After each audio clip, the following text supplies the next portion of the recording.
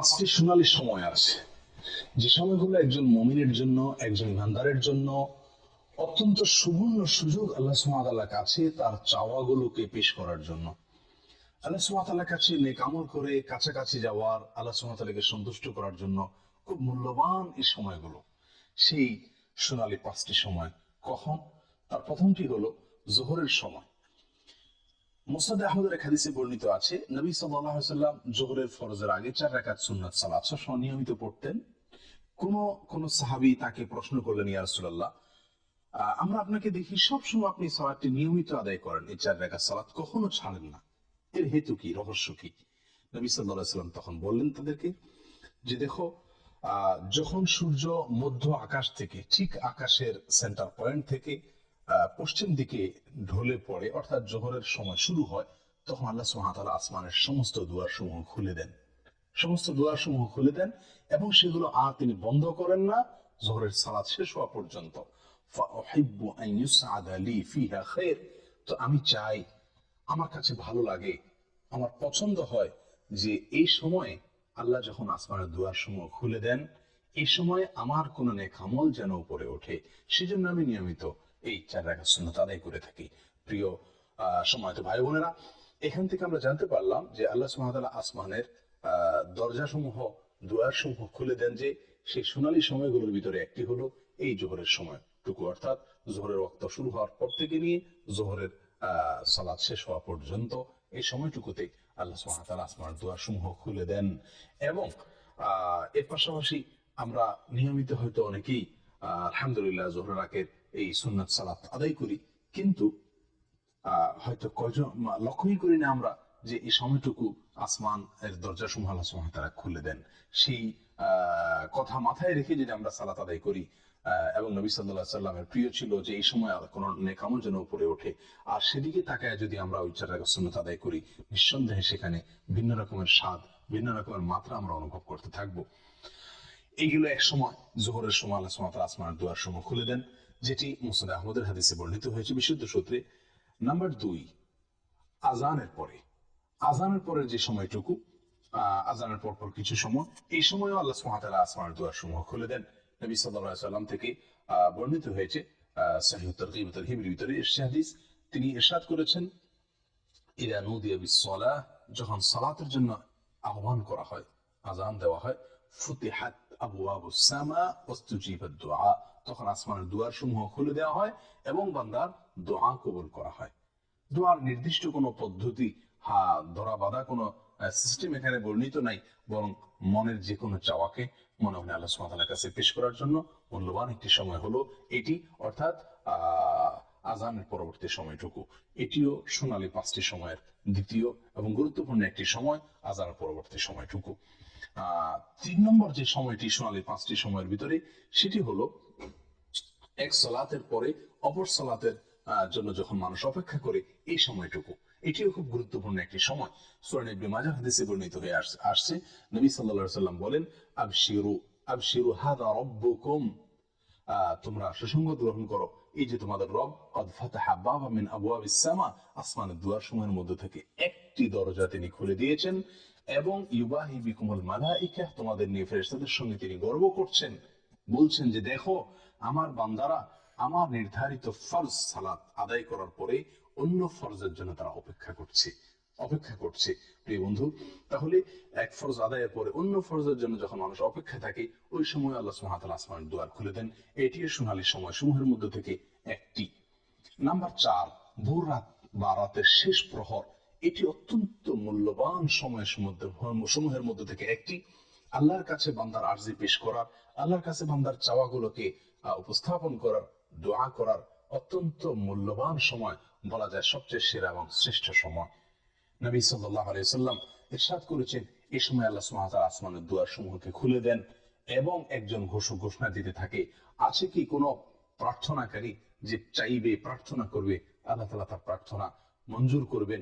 আছে কি কোনো বিপদগ্রস্ত যে ব্যক্তি বিপদে পড়ে আছে, সে আল্লাহর কাছে মুক্তি চাইবে, আল্লাহ তাআলা তাকে মুক্তি দান করবেন? এভাবে যে কোনো মুসলিম এই সময় দোয়া করলে আল্লাহ তাআলা দোয়া কবুল করেন এবং আসমানের দুয়ারসমূহ খুলে দিয়ে রাখেন দোয়া কবুলের জন্য।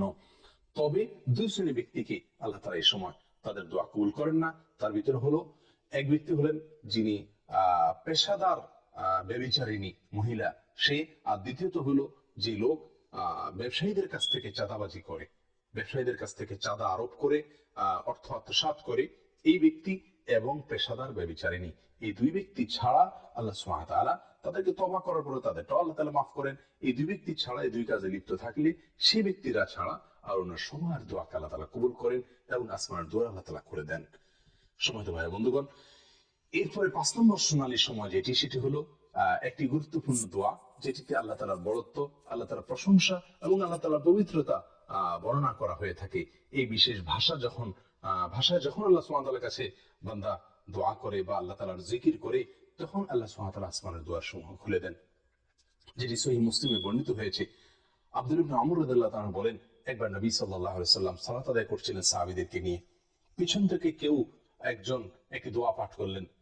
দোয়াটি হলো এই: আল্লাহু আকবার কাবীরা ওয়ালহামদুলিল্লাহি কাসীরা ওয়া সুবহানাল্লাহি বুকরাতাও ওয়া আসীলা। আল্লাহু আকবার কাবীরা ওয়ালহামদুলিল্লাহি কাসীরা ওয়া সুবহানাল্লাহি বুকরাতাও ওয়া আসীলা। নবী সাল্লাল্লাহু আলাইহি ওয়াসাল্লাম সালাতের শেষে জিজ্ঞাসা করলেন, মানিল কাইল, কোন ব্যক্তি এই দোয়াটি পাঠ করলেন? তখন যিনি পাঠ করেছিলেন তিনি বললেন, ইয়া রাসূলুল্লাহ, আমি পাঠ করেছি। নবী সাল্লাল্লাহু আলাইহি ওয়াসাল্লাম তখন বললেন, আমি আশ্চর্যান্বিত হয়ে গেছি, তোমার এই দোয়া পাঠের পর আল্লাহ সুবহানাহু ওয়া তাআলার পক্ষ থেকে আসমানের সমস্ত দুয়ার সমূহ খুলে দেওয়া হয়েছে। এটাকে অভ্যর্থনা জানানোর জন্য, এটাকে ইস্তেকবাল করার জন্য। তখন আব্দুল্লাহ ইবনে আমর রাদিয়াল্লাহু তাআলা বলেন যে এরপর থেকে আমি আর কখনো এই দোয়া পাঠ ছাড়িনি। সলাতের বাইরে সবসময় দোয়া পাঠ করা যায়। আল্লাহু আকবার কাবীরা ওয়ালহামদুলিল্লাহি কাসীরা ওয়া সুবহানাল্লাহি বুকরাতাও ওয়া আসীলা। আমি আবারও সংক্ষেপে এই 5টি শোনার সময় আপনাদেরকে জানিয়ে দিচ্ছি। তার প্রথম হলো জোহরের সময়। জোহরের সময় শুরু হওয়ার পর থেকে নিয়ে জোহরের ফরজ সালাত শেষ হওয়া, জামাত শেষ হওয়া পর্যন্ত। আর দ্বিতীয়ত হলো আজান যখন দেওয়া হয় সালাতের, 5 ওয়াক্ত সালাতের আজানের পরবর্তী সময়টুকু। 3 নম্বর হলো এক সালাত পড়ার পরে মানুষ যখন অন্য সালাতের জন্য অপেক্ষমান থাকেন ওই সময়টুকু। নাম্বার 4 হলো ভোর রাতের সময়টুকু, রাতের শেষ প্রহর। নাম্বার 5 হলো আল্লাহ সুবহানাহু ওয়া তাআলার প্রশংসায়, তার গুণগানে এই বিশেষ বাক্য আল্লাহু আকবার কাবীরা আলহামদুলিল্লাহি কাসীরা ওয়া সুবহানাল্লাহি বুকরাতাও ওয়া আসীলা, এটা যখন পাঠ করা হয়। আসুন এই 5টি সময়কে, মূল্যবান সময়গুলোকে কাজে লাগানোর চেষ্টা করি। জীবন খুবই সংক্ষিপ্ত, আল্লাহ সুবহানাহু ওয়া তাআলার কাছাকাছি যাওয়ার চেষ্টা করি, নিজের চাওয়াগুলোকে মঞ্জুর করানোর জন্য আপ্রাণ চেষ্টা করি। আল্লাহ তাআলা আমাদের সকলকে তৌফিক দান করেন। জাযাকুমুল্লাহু খাইর ওয়া আখিরু দাওয়ানা আলহামদুলিল্লাহি রাব্বিল আলামিন।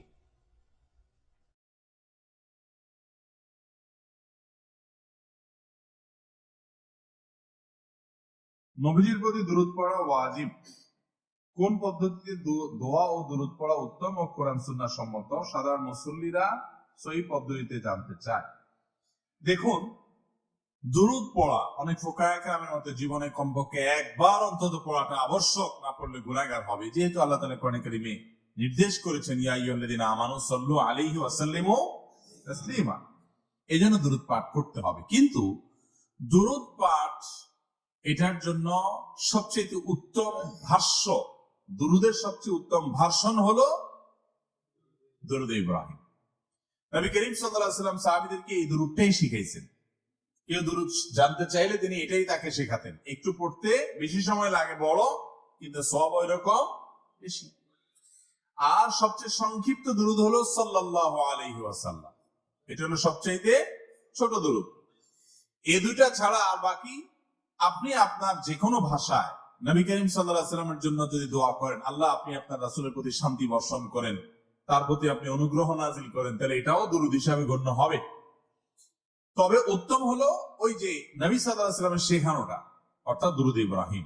এর বাইরে আমাদের সমাজে অনেক রকম দুরূদ আছে। দুরূদে নারিয়া আছে, দুরূদে তুনাজিনা আছে, দুরূদে লাখি, দুরূদে হাজারি, দুরূদে অনেক রকম দুরূদ আছে। এই দুই দুরূদগুলোর কোনটাই নবী করিম সাল্লাল্লাহু আলাইহি ওয়াসাল্লামের হাদিস দ্বারা প্রমাণিত। এই দুরূদগুলোর কথার মধ্যে যদি খারাপ কিছু না থাকে তাহলে আপনি পড়তে পারেন, সেটা জায়েজ।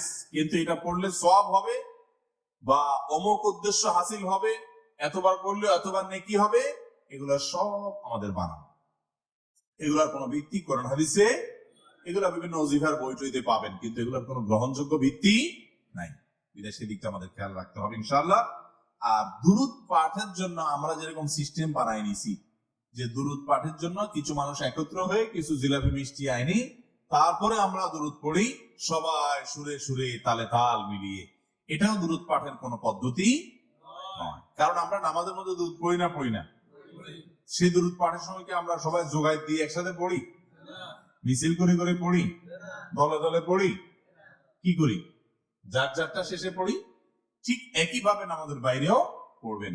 নবী করিম সাল্লাল্লাহু আলাইহি সাল্লাম কিংবা তার সাহাবীদের কেউই কিন্তু দলে দলে একসাথে হয়ে সবাই মিলে দুরূদ পড়ছেন আমাদের মতো এরকম আমরা যেরকম মিলাদে পড়ি, এরকম কোন পদ্ধতি সাহাবীদের মধ্যে ছিল, এরকম কোন জাল হাদিসও নেই, সহিহ হাদিসও পড়ে। কথা কি বুঝাতে পারছি? অতএব দুরূদ পাঠের জন্য লোকজন ডেকে এনে এরকম মিলাদ মাহফিল করার শিক্ষা ইসলাম আমাদেরকে দেয় নাই। আমরা নবী করিম সাল্লাল্লাহু আলাইহি সাল্লামের আলোচনার জন্য একত্র হতে পারি, সেটা ঠিক আছে, কিন্তু দুরূদের জন্য একত্র হওয়ার দরকার নাই। যার যারটা শেষে করবে। আবার সেটার জন্য নির্দিষ্ট ফরম্যাট ঠিক করে দুরূদ পড়তে পড়তে আবার হঠাৎ দাঁড়ায় যাওয়া, নবী এসে গেছেন মনে করা, এগুলো সবগুলো আমাদের বানানো। আল্লাহ আমাদেরকে বুঝার তৌফিক দান করুন। যে আমলটি করার বিশেষ কোন পদ্ধতি শরীয়ত ঠিক করে দেয় নাই, সেটার জন্য নিজেরা কোন বিশেষ পদ্ধতি বানিয়ে নিলে সেটা বেদাতে পরিগণিত হবে। দুরূদ আপনি দাঁড়ায়ও পড়তে পারেন, বসেও পড়তে পারেন। একা একা পড়ছেন, ঘটনা চক্করে কয়েকজন একসাথে হয়ে গেছেন, সবাই দুরূদ পড়তেছেন, সেটাও হতে পারে। কিন্তু আপনি সিস্টেম বানালেন না, আমরা মিলাদ পড়তে হবে, তাহলে মিলাদ কোনোদিন একা হয়? তাহলে এবার কিছু মানুষ লাগবে, সাথে কিছু জিলাপি লাগবে, আগরবাতি লাগবে, গোলাপ জল লাগবে, আর কিছু পয়সা লাগবে হুজুরের। এই হলো মিলাদের রেসিপি। মিলাদের কি রেসিপি? তো এই রেসিপি আপনাকে কে দিছে ভাই? কোরআন হাদিস যদি রেসিপি না দেয়, আপনি নিজে বানায় নেন, তাহলে এটার নাম হলো জাল আমল। জাল আমল হলো বেদাত, আর বেদাতের ঠিকানা কোথায়? জাহান্নাম। যদি থাকে কোথাও তো নিয়ে আসেন, কোথায় আছে দেখেন, যে হুজুর আপনার পড়তে হলো, বল হুজুর কোথায় আছে? হাদিসের জোড়া তালি দিবেন না, জোড়া তালি বুঝুননি, এনতে একটা ওখান থেকে একটা নিয়ে তালি দিবেন না। দুরূদ নবী করিম সাল্লাল্লাহু আলাইহি সাল্লামের যুগে সাহাবীরা পড়ছেন না পড়েন নাই? তো পড়লে ওনারা কিভাবে পড়ছেন এটা দেখলেই তো হয়। ওনারা যদি কোনো পদ্ধতি ঠিক না করেন, আর এরকম কোনো রেসিপি ঠিক না করেন, তো আপনাকে কে অধিকার দিচ্ছে? আল্লাহ তাআলা আমাদেরকে সহিহ পদ্ধতিতে আমল করার তৌফিক দান করুন। আমিন।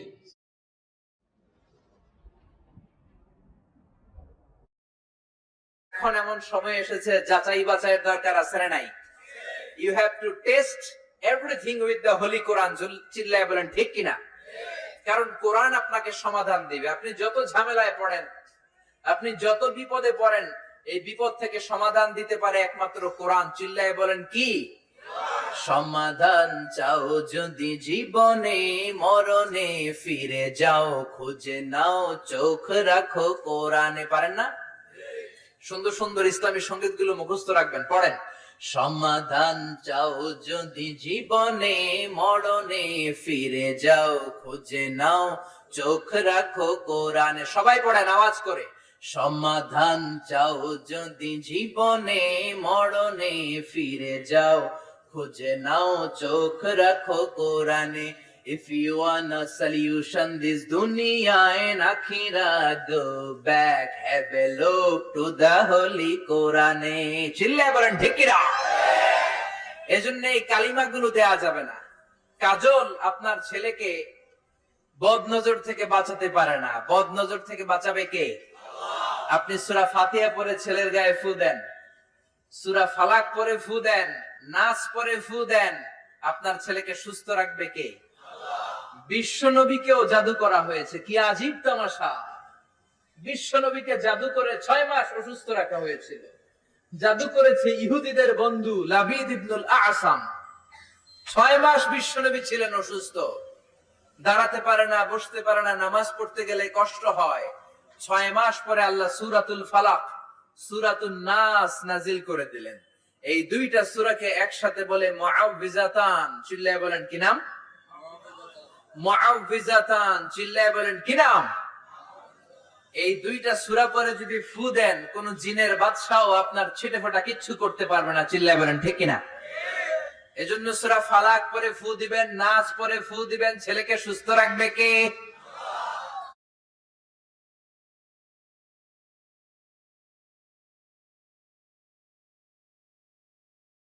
রাসূল করিম সাল্লাল্লাহু আলাইহি সাল্লাম যেমনি ভাবে আমাদেরকে আখিরাতে সফলতার পথ এবং পদ্ধতি বাতলেছেন, তেমনি ভাবে বিভিন্ন রকমের রোগবালাই থেকে, অসুখ বিসুখ থেকে নিরাপদ এবং বাঁচারও বহু পথ বাতলেছেন। যেমনি ভাবে তিনি অনেকগুলো দোয়া, জিকির এবং আল্লাহর কাছে আশ্রয় প্রার্থনার পদ্ধতি আমাদেরকে শিক্ষা দিয়েছেন, তেমনি ভাবে তিনি অনেক চিকিৎসার কথাও আমাদেরকে বলে গেছেন।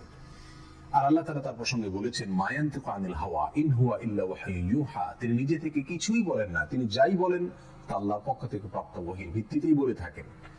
যার কারণে তিনি যত চিকিৎসার কথা বলেছেন সেগুলো ওহী, সেটা প্রত্যক্ষ হোক অথবা পরোক্ষ হোক। আমাদের এই জীবনে যে কোনো অসুখ বিসুখ থেকে বাঁচার আপাতদৃষ্টিতে সকল উপায় যদি বন্ধ হয়ে যায়, সকল পথ যদি রুদ্ধ হয়ে যায়, তবু একজন মুমিন হিসাবে নবী আলাইহিস সালামের বাতানো সে সকল সর্বরোগের মহৌষধ বা চিকিৎসাগুলো আমাদের জন্য সবচেয়ে বড় এবং শেষ অবলম্বন হিসাবে ঠিকই থেকে যায়।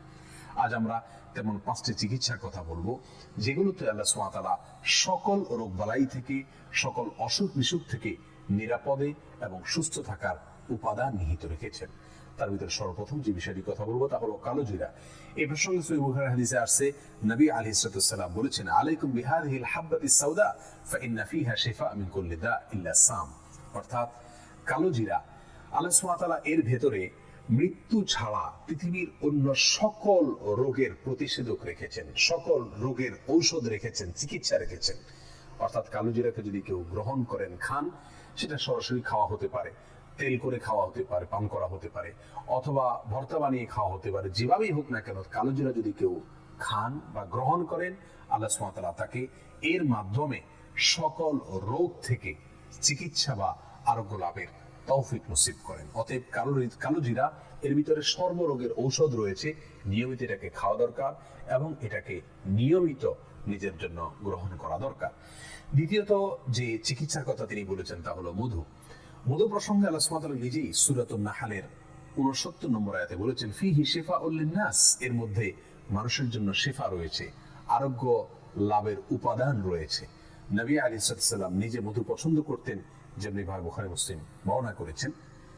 আর সেই সাথে মুসনাদ হাকিমের বর্ণনা রয়েছে, তিনি বলেছেন, আলাইকুম বিশিফাইনি আল আসালু ওয়াল কুরআন। দুটি শিফা বা আরোগ্য লাভের উপায় তোমরা সবসময় অবলম্বন করবে। তার একটি হলো মধু, অর্থাৎ মধু পান করা, আর একটা হলো কোরআনে কারীমের তিলাওয়াত। যার কারণে কোরআনে কারীমের তিলাওয়াত বা কোরআনে কারীম তিলাওয়াত করে পড়ে ঝাড়ফুঁক করা, এটা যেমন চিকিৎসার কাজ দেয়, তেমনি মধু পান করা এটাও মানুষের শরীরে রোগ প্রতিরোধ ক্ষমতা বাড়ায় বা মানুষকে বিভিন্ন রকমের রোগ বালাই থেকে চিকিৎসার কাজ দেয় এই মধু পান। বিধায় দ্বিতীয় হলো মধু, যেটা সর্বরোগের ঔষধ হিসাবে আমরা গ্রহণ করতে পারি। তৃতীয়ত হলো হেজামা বা যেটাকে আমরা শিঙ্গা লাগানোর কথা বলি। এই হেজামা বা শিঙ্গা লাগানো এটাও সর্বরোগের মহৌষধ। নবী সাল্লাল্লাহু আলাইহি সাল্লাম নিজে হেজামা গ্রহণ করতেন এবং সহিহ জামের বর্ণিত হাদিসে আসছে, তিনি বলেছেন, কানাত লাহু শিফা মিন কুল্লি দা। যদি কেউ বিশেষ কিছু সময় আছে, সময়গুলোতে হেজামা গ্রহণ করেন, তাহলে তার সকল রোগ থেকে আল্লাহ সুবহানাহু ওয়া তাআলা আরোগ্য লাভ করার তৌফিক তাকে নসিব করেন। সকল রোগের শেফা হিসাবে এটি তার জন্য কাজ করে। তাহলে তৃতীয় নম্বর হলো হেজামা বা শিঙ্গা লাগানো। 4 নম্বর হলো জমজমের পানি পান করা।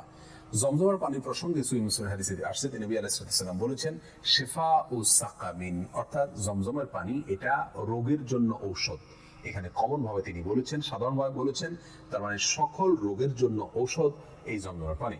অনেক বর্ণনায় আসছে, মা ও জমজম লিমা শুরিবা লাহ, অর্থাৎ জমজমের পানি যে উদ্দেশ্যে পান করা হয়, কোন রোগ বালাই থেকে বাঁচার জন্য যদি উদ্দেশ্যে পান করা হয়, আল্লাহ সুবহানাহু ওয়া তাআলা সেই উদ্দেশ্য পূরণ করেন, অর্থাৎ তাকে আরোগ্য নসিব করেন। এই হাদিসের সনদ দিয়ে কোন মুহাদ্দিস কথা বললেও এটি হাসান পর্যায়ের বা গ্রহণযোগ্য পর্যায়ের।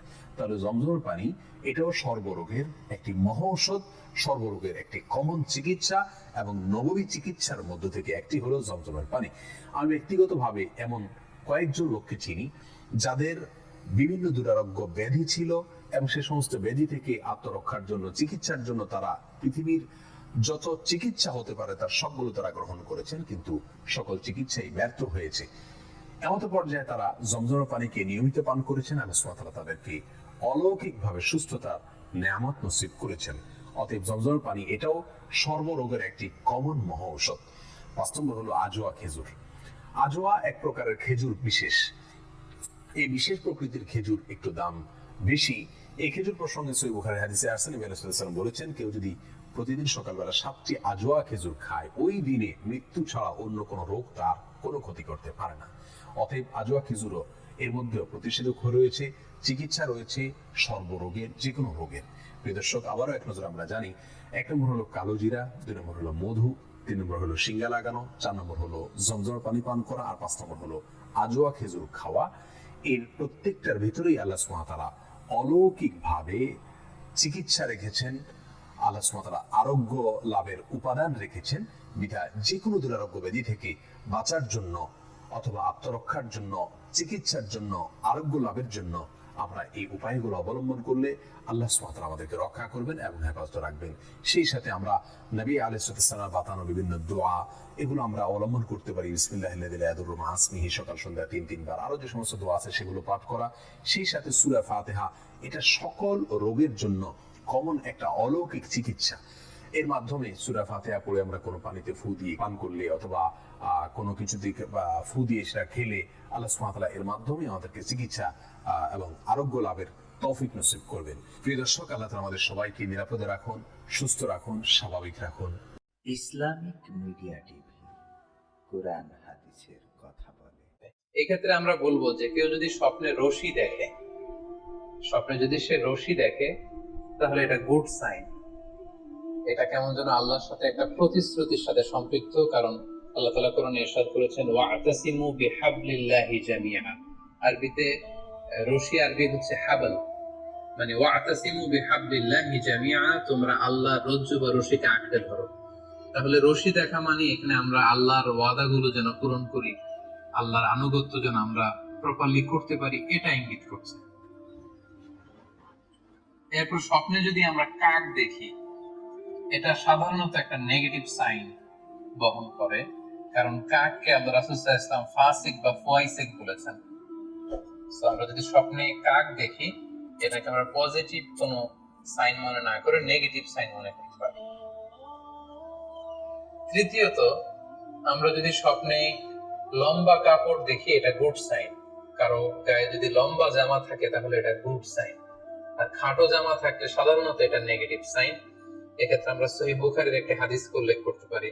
আল্লাহর হাবিব সাল্লাল্লাহু আলাইহি ওয়াসাল্লাম বলেছেন যে আমার সামনে অনেক মানুষকে পেশ করা হলো, তাদের কারো জামা নাভি পর্যন্ত, কারো জামা হাঁটু পর্যন্ত, কারো জামা পা পর্যন্ত। আর সেক্ষেত্রে ওমরে ফারুককে দেখলাম যে এত লম্বা জামা পরে সে হেঁটে যাচ্ছে, সে তার জামা টেনে টেনে নিয়ে যাচ্ছে। তো সাহাবারা বললেন মা আউয়ালতাহু ইয়া রাসূলুল্লাহ, হে আল্লাহর রাসূল, আপনার এই স্বপ্ন থেকে আপনি কি বোঝাতে চাইলেন? আল্লাহ রাসূল সাল্লাল্লাহু আলাইহি ওয়াসাল্লাম বললেন আউয়ালতুহু আদ-দীন, এটা দ্বারা আমি দিনদারি বোঝাতে চাইলাম।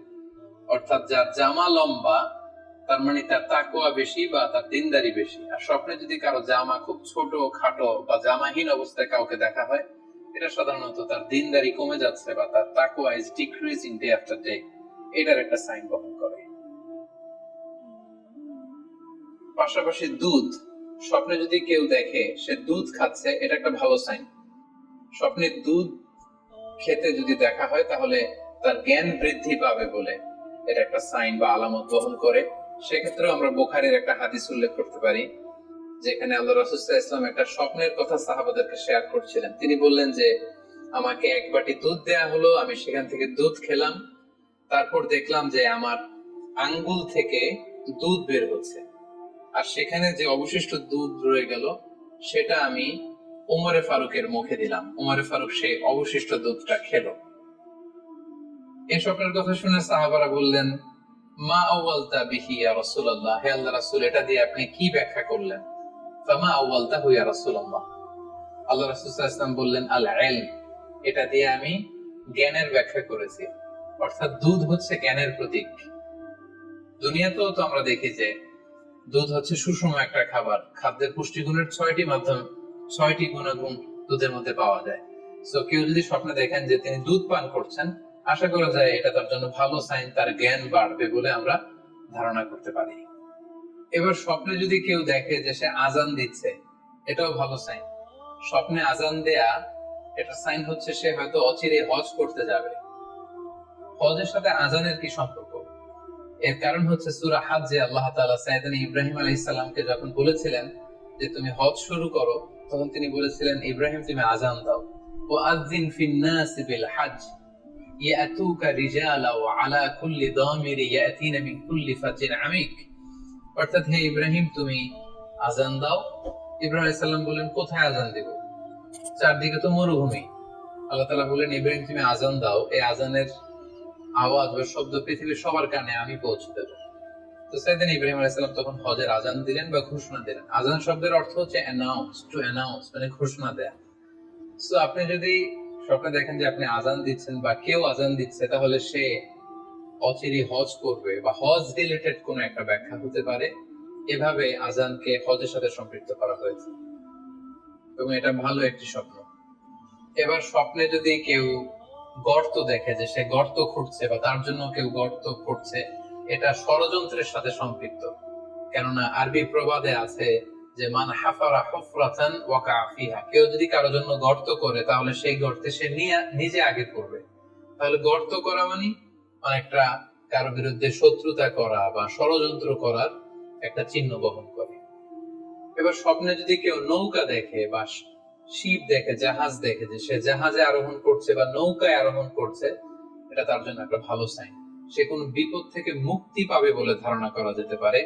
কারণ সূরা আনকাবুতের 15 নম্বর আয়াতে আল্লাহ বলছেন, ফাআনজাইনাহু ওয়া আসহাবাস সাফিনাতি ওয়া জাআলনাহা আয়াতাল লিল আলামিন।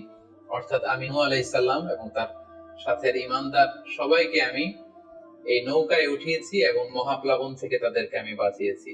আর এই মহাপ্লাবনকে আমি গোটা বিশ্বের জন্য একটা নিদর্শন করে রেখেছি। সো নৌকায় ওঠা বা জাহাজে ওঠা, কোন শিপে বা লঞ্চে ওঠা, এটা আপনি বিপদ থেকে মুক্তি পাবেন, and you are in the safe zone, এই ধরনের একটা ইঙ্গিত বহন করে।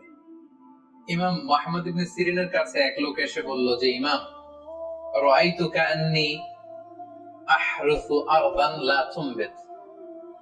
হে ইমাম, আমি স্বপ্নে দেখেছি যে আমি একটি শস্য ক্ষেত্র চাষ করছি কিন্তু কোনো ফসল হচ্ছে না, এটার মানে কি? তিনি ব্যাখ্যা করে দিলেন, আনতা তা'আজিলু আন ইমরাতিক, অচিরেই হয়তো তোমার স্ত্রীর সাথে তোমার সেপারেশন হয়ে যেতে পারে। কারণ কোরআনে স্ত্রীকে শস্য ক্ষেত্রের সাথে তুলনা করা হয়েছে মেটাফরিক্যালি। সূরা বাকারার 223 নম্বর আয়াতে আল্লাহ বলছেন, নিসাউকুম হারসুল লাকুম ফাআতু হারসাকুম আন্না শি'তুম। অর্থাৎ তোমাদের স্ত্রীরা হচ্ছে তোমাদের শস্য ক্ষেতের মতো, তোমরা যেভাবে খুশি এই শস্য ক্ষেত্রটাকে সুন্দরভাবে চাষাবাদ করতে পারো। তাহলে শস্য ক্ষেতের সাথে বা ক্রপ ল্যান্ডস এর সাথে আপনার স্ত্রীর সাথে সম্পর্ক হওয়া বা সেপারেশন হওয়া, এইভাবে ইঙ্গিত নেওয়া যেতে পারে। সবশেষে একটি ঘটনা উল্লেখ করার মধ্য দিয়ে আমরা এই সিম্বলিক বা আইকনিক ব্যাপারটা শেষ করতে চাই। সেটি হচ্ছে, ব্যক্তির ভিন্নতার কারণে কিন্তু স্বপ্নের ব্যাখ্যাও ভিন্নতা হতে পারে। ব্যক্তি ভিন্নতার কারণে স্বপ্নের ব্যাখ্যাও ভিন্ন হবে। একই স্বপ্ন দুইজন লোক দেখলো, দুইজনের স্বপ্নের ব্যাখ্যা কিন্তু দুরকম হতে পারে। সেক্ষেত্রে আমরা মুহাম্মদ ইবনে সিরিনের একটা ঘটনা উল্লেখ করতে পারি। মুহাম্মদ ইবনে সিরিনের কাছে এক লোক এসে বলল যে, আমি স্বপ্নে দেখেছি আমি আজান দিচ্ছি, এটার ব্যাখ্যা কি? উনি বললেন, তুমি হজ করতে যাবে।